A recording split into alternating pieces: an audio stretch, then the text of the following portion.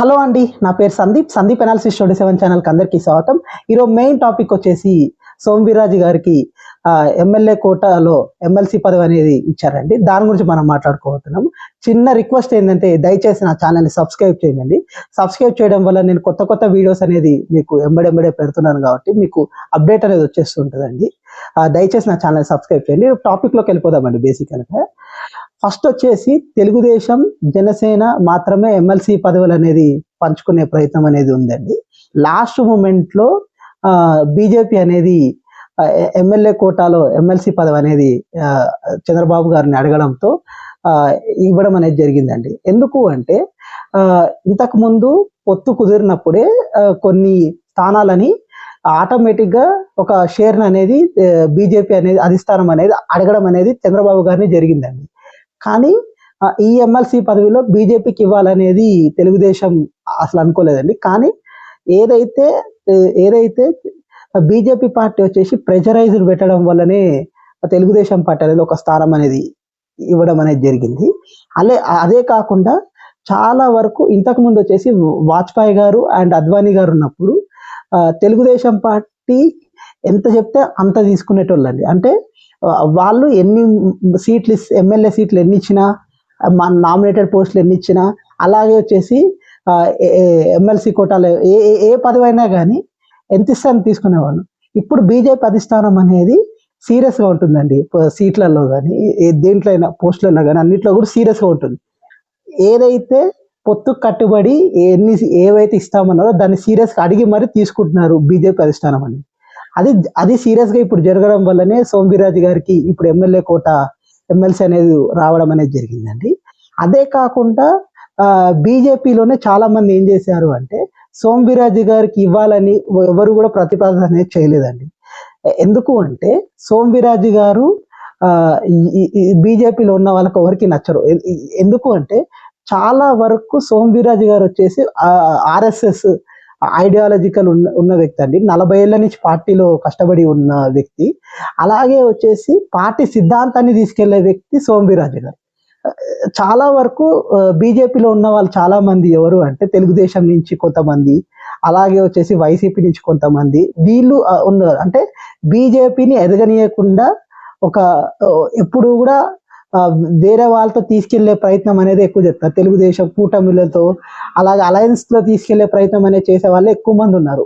ఇప్పుడు తెలుగుదేశం ఎలా చెప్తే అలా చేసే వాళ్ళే ఎక్కువ మంది ఉన్నారు.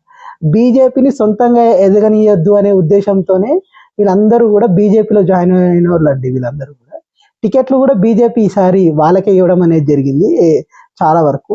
అదే కాకుండా సోమవీర్రాజు గారు ఇప్పుడు కాకినాడ పార్లమెంట్ సీట్ అనేది త్యాగం అనేది చేశారండి. పోయిన ఎన్నికల్లో యాక్చువల్గా కాకినాడ సీట్ అనేది పురంధేశ్వరి కాదు నించోవాల్సింది, సోమవీర్రాజు గారు నించోవాల్సింది. లాస్ట్ మూమెంట్లో ఇది పురంధేశ్వరి గారు నించోవాల్సి వచ్చే అవకాశం అనేది ఉండేది. పురంధేశ్వరి గారు విశాఖలో యాక్చువల్గా నించోవాలనుకున్నారు. కానీ తెలుగుదేశం పార్టీ అనేది లాస్ట్ మూమెంట్లో వీళ్ళకి సీట్ అనేది అలాట్ చేయలేదండి.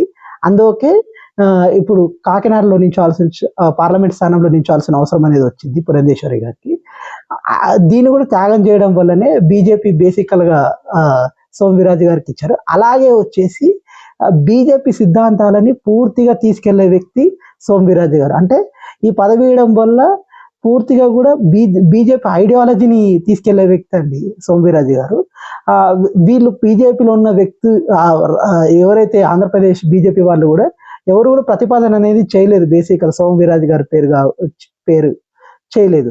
కానీ అధిష్టానమే సీరియస్గా తీసుకొని ఎవరైతే పార్టీకి వర్క్ చేస్తారో వాళ్ళందరినీ కూడా సీరియస్గా తీసుకొని అధిష్టానమే సోమవీర్రాజు గారి పేరు అనేది ఖరారు అనేది చేసిందండి.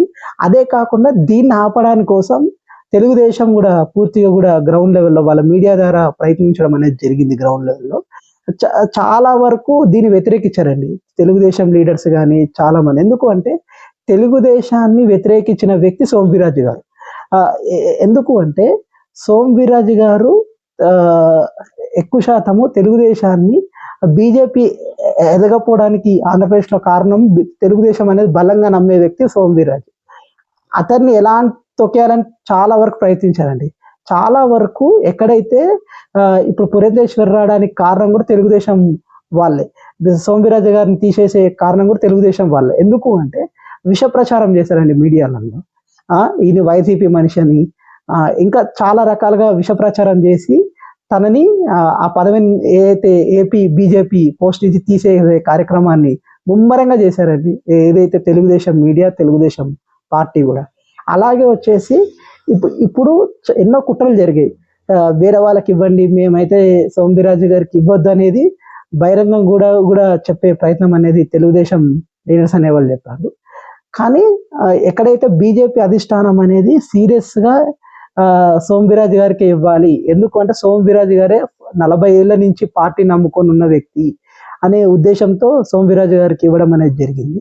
దీన్ని పూర్తిగా పవన్ కళ్యాణ్ గారు అయితే స్వాతమే అని ఏం కాదు ఇవ్వాలని చెప్పారు. కానీ తెలుగుదేశం అయితే ఇవ్వద్దనేది క్లియర్గా కరాఖండిగా చెప్పడం అనేది జరిగింది.